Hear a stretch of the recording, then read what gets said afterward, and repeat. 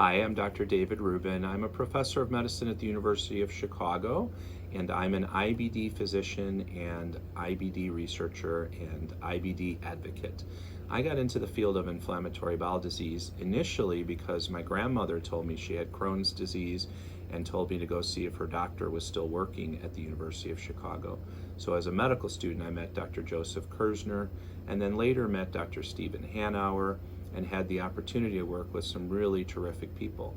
And one of the unifying features of these mentors was that they always put patients first, and that became the center of everything that I focus on.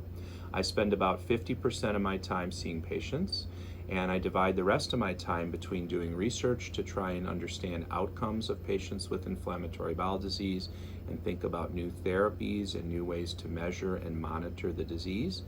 And then the rest of my time is teaching and doing administrative work running our GI division.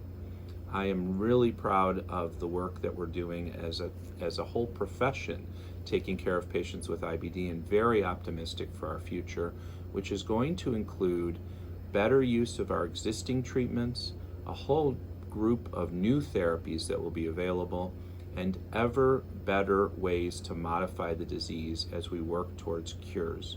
The key to the future of IBD is just working together and focusing. And as somebody said early in the pandemic, if we could spend the same amount of energy and urgency on solving some of the problems for inflammatory bowel disease as we did for COVID-19, we would really make great progress. And I think that that's a good message and something that we're looking forward to turning to after we get through this time. Thank you very much.